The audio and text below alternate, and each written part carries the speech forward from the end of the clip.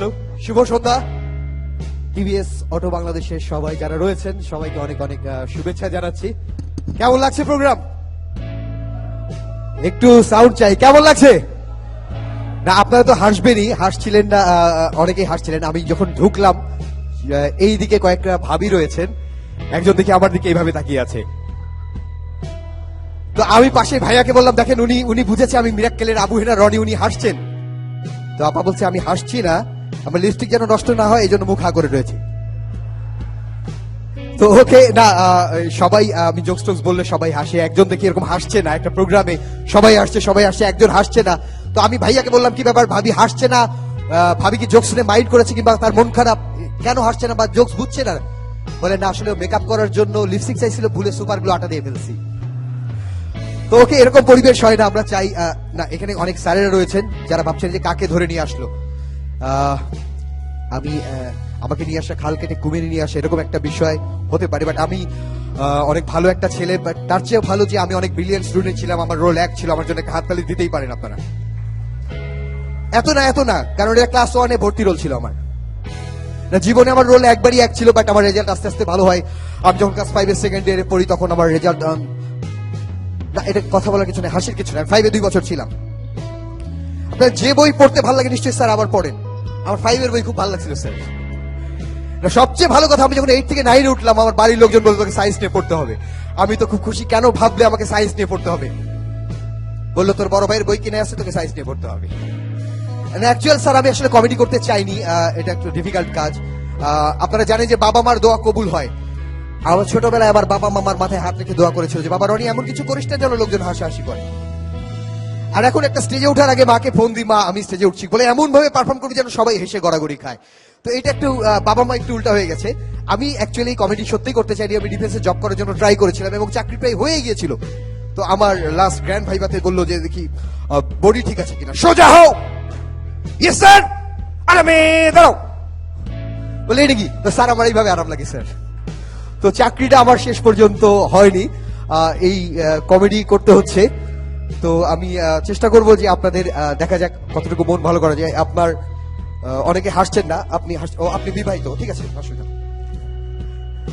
ওকে না, দেখা যায় যে যারা একটু বিবাহিত সাধারণত অনেক জোকস বললেও একটু হাসি কম, বাড়ির কথা মনে পড়ে যায়, এই আর কি। কি ঠিক কিনা? হ্যাঁ ওকে। এই বাইকগুলো কেমন লাগলো আপনাদের? বাইকগুলো কেমন লাগলো? মানে যখন প্রথম স্টেজে উঠছিল তখন মনে হয় বেশি ভালো লেগেছে, তাই তো? ওকে, আবার প্রশ্ন, বাইকগুলো কেমন লাগলো? হ্যাঁ ওকে, গুড, বুঝেছি আপনারা কি বলতে চান। ওকে, আমি শেয়ার করি স্যার।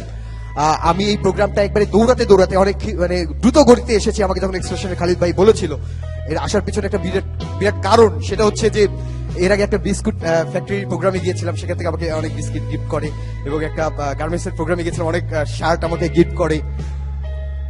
তো ভাবলাম টিভিএস এর প্রোগ্রামে যাই।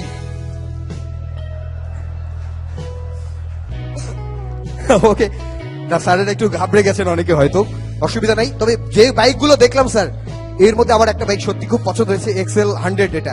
এটা যেটা মাল পরিবহন করে, এই বাইকটা পছন্দ হয়েছে এবং এটা আমাকে গিফট না করুন, আমার জন্য না, আমার বড় ভাইয়ের জন্য।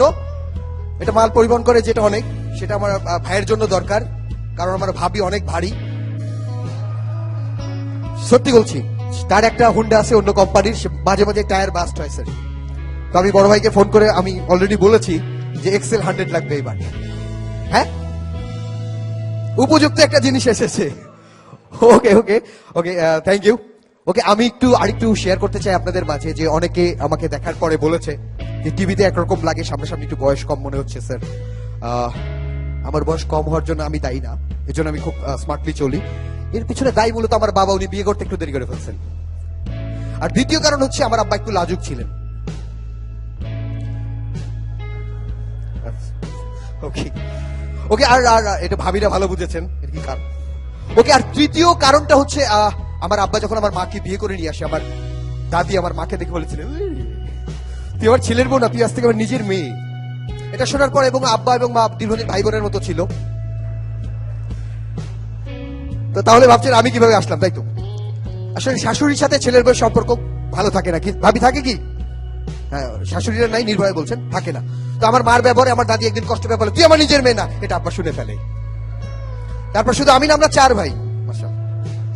তো এরপরে আমার মায়ের অভিযোগ ছিল যে মাঝে মাঝে গন্ডগোল সময় বলতো, তোর আব্বা আমাকে কোনোদিন ভালোবাসেনি, তোর আব্বা আমাকে কোনোদিন ভালোবাসেনি।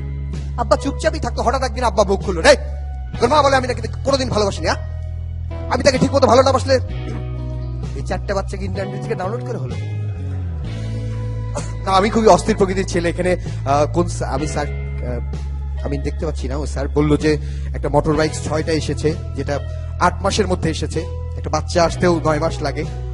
স্যার আমি একটু শেয়ার করি, আমি অনেক অস্থির, এত অস্থির আমার এক জায়গায় বেশি দিন থাকতে ভালো লাগে না। আমি হয়েছিও 7 মাসে, বাইরের পেটে 9 মাস থাকা ধৈর্য আমার ছিল না। বাট এর জন্য ফুল ক্রেডিট আমার মান না, কোনো ডাক্তারের না, সিজার করে হয়নি। ফুল ক্রেডিট এক ডাকাতের, রঘু ডাকাত, আমাদের এলাকার ডাকাত, চলন বিলের। তো আমার মা তখন প্রেগনেন্ট ছিল। সেই ডাকাত আমার মারে চাকু ধরে, যা আছে তাড়াতাড়ি বের কর। আমার মা আমারে বের করে দিছে। তো সেই আমি না, সিরিয়াসলি এটা ভুলভাল কিছু বলছি। ওকে, আপনারা একটা বিষয়, এই যে আমি এত দুষ্টু, এরকমটা হতাম না আমি। এখনকার বাচ্চা কাচ্চারাই কিন্তু আসলে একটু দুষ্টু, এরা জন্ম থেকেই এরকম হয়। আপনাদের যারা বাবা হয়েছেন আপনারা জানেন যে একটা ছোট বাচ্চাকে জাস্ট কথা বলা শেখাচ্ছেন, এইটুকুই। আব্বু বলো সোনা, আব্বু বলো, আব্বু বলো, আমি তোমার আব্বুই, বলো বলো বলতে হয়, বলো বলো। এরকম না বাবা, আব্বু বলো বলতে হয়, বলো বলো, আব্বু আব্বু বলো। এরকম না, আব্বু বলো, আব্বু বলো। ওই শালা আব্বু বল, শালা। তো এই সময়কার বাচ্চারা যেটা, ওদেরকে ভালো কথা 1000টা বলেন ও শিখবে না, একটা যদি ভুল কথা বলেন ও শিখে ফেলবে।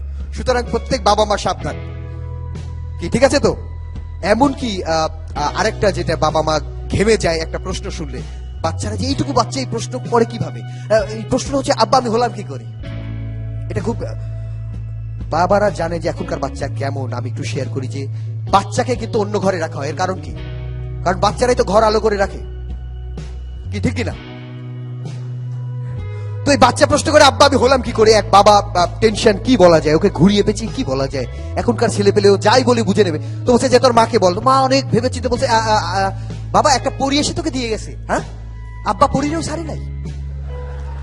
তো আপনার বাচ্চাকে আপনি অতটা ছোট ভেবেন না, একটু টেকনিক শিখে দিয়ে। এখানে ফ্যামিলি কয়েকটা ভাবি রয়েছেন, আমি একটু শেয়ার করি। এক বাচ্চা মাকে বলছে, মা আমি কি করে হলাম এটা আমার জানতেই হবে। তো মা বুদ্ধি করে বলছে, বাবা একটা মাটির পাত্রে তো মাটি রেখে বাগানে রেখে আসছিলাম, 7 দিন পরে দেখি তুই আমি তোরে নিয়ে আসছি বাবা। তো বাচ্চা কি করছে, এটা পরীক্ষা করার জন্য পাত্রে মাটি রেখে বাগানে রেখে আসছে। 7 দিন পরে গেছে, যা দেখে একটা ব্যাঙের বাচ্চা। শালা ব্যাং রে ব্যাং, তোর চাকু দিয়ে মেরে ফেলতাম, মারলাম না, কারণ সম্পর্কে তুই আমার ভাই হোস। ওদের ব্রেন কিন্তু এই লেভেলের। কিছুদিন আগে কক্সবাজার গিয়েছিলাম স্যার।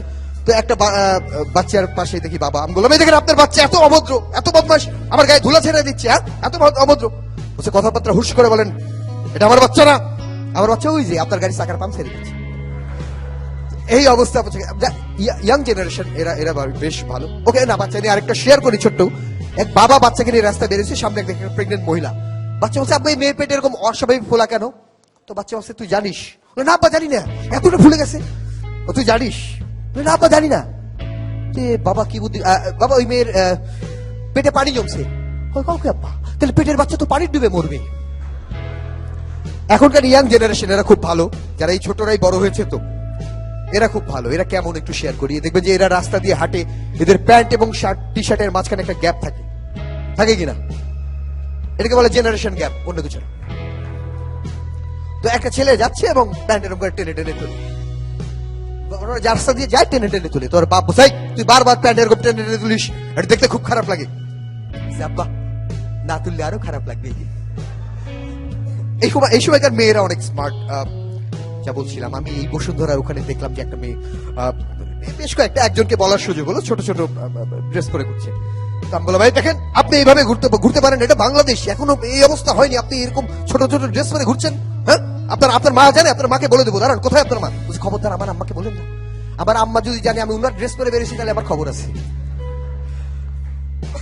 তো ওকে, এখনকার জেনারেশন একটু শেয়ার করলাম। একটু আপনাদের অন্য বিষয় একটু শেয়ার করতে চাই। ওকে, আপনাদের সাথে একটু কথা বলা যাবে তো?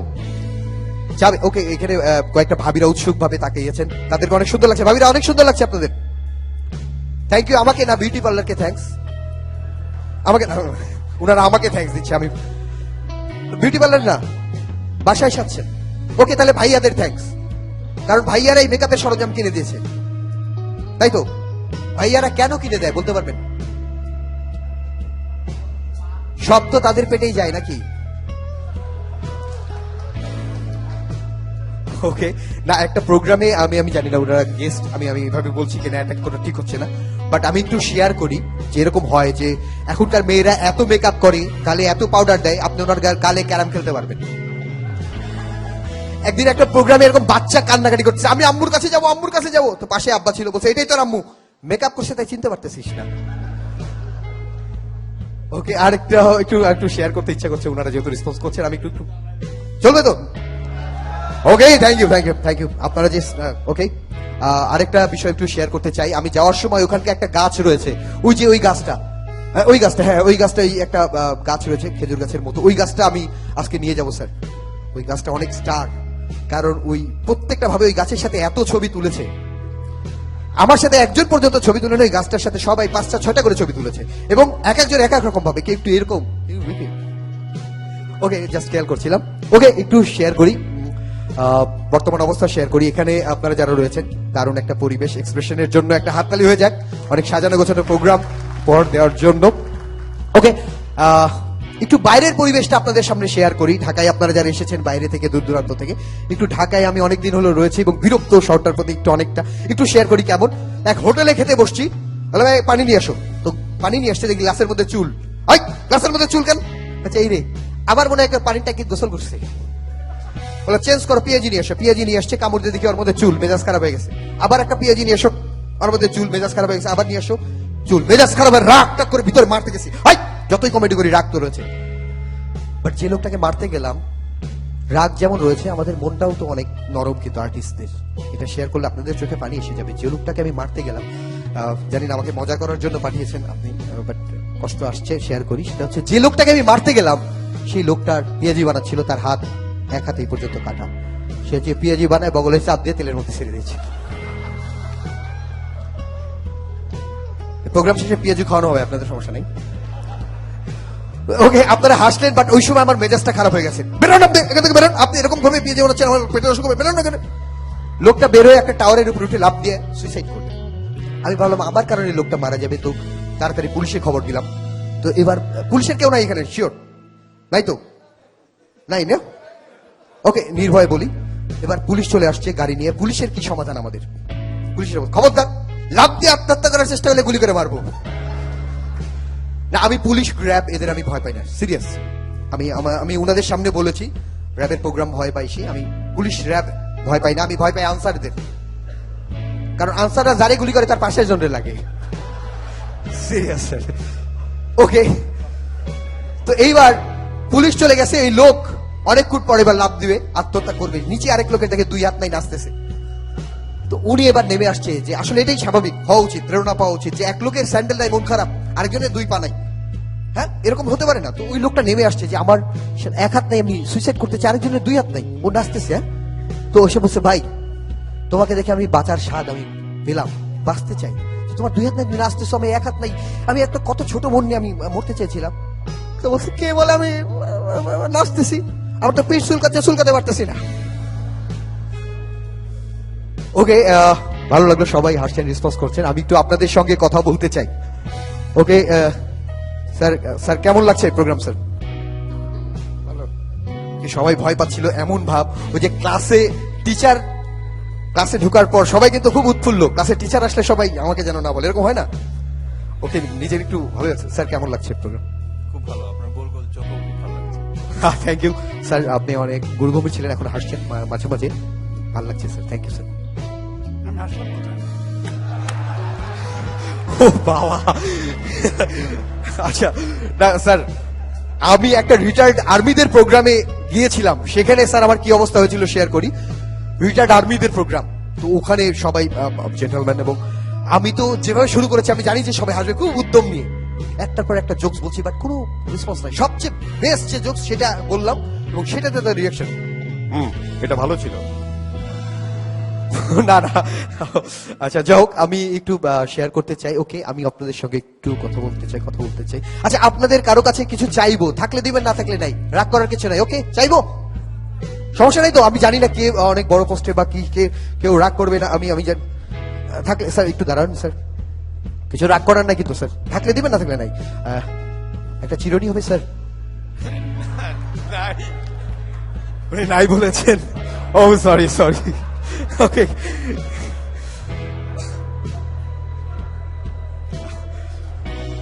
স্যার সালাম স্যার, দাঁড়ান স্যার, এই অসুবিধা নেই।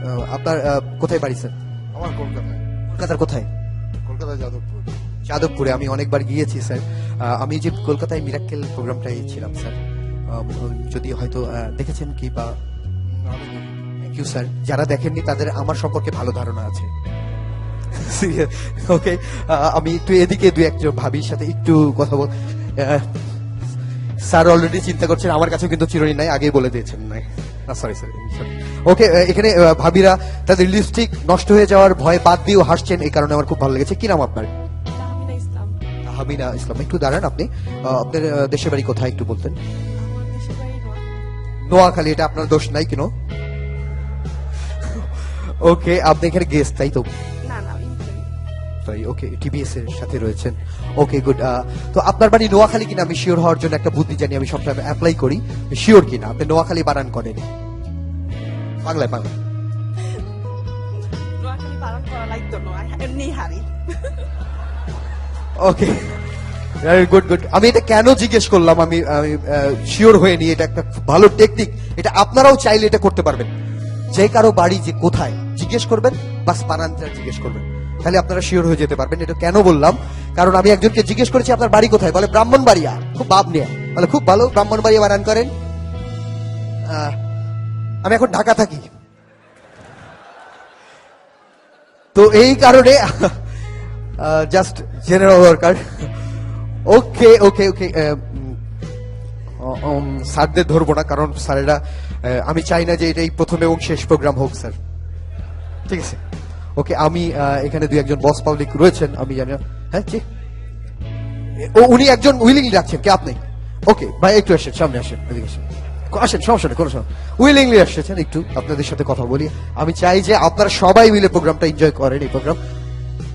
ওকে ভাইয়া, দর্শক সবার দিকে একটু তাকান। কি নাম ভাইয়া? আমার নাম আজম, পুরা নামটা কি? আনিসুল আজম, গুড, খুব ভালো। আপনার বাড়ি কোথায়? নড়াইল। নড়াইল।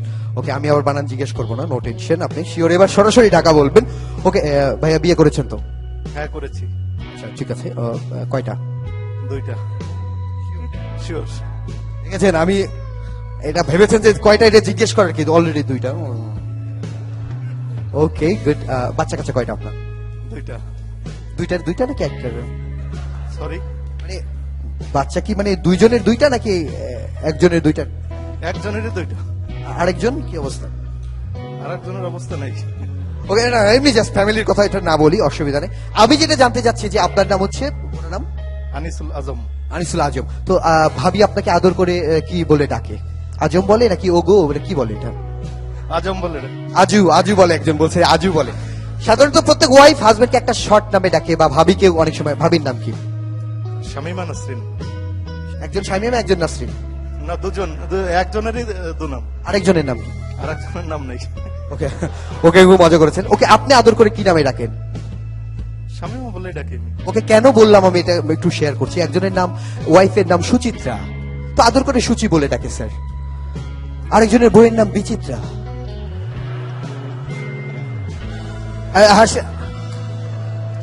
চিত্রা বলে, চিত্রা বলে ভাই। শর্ট কি সামনে থেকে করা যায়?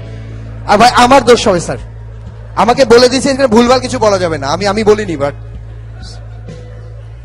ওকে, তো আপনি তো জানেন যে এই সময়কার বাচ্চারা অনেক দুষ্টু হয়, আমি শেয়ার করছিলাম। তো বাচ্চারা কেন দুষ্টু হয়? সব বাচ্চারা তো দুষ্টু হয় না।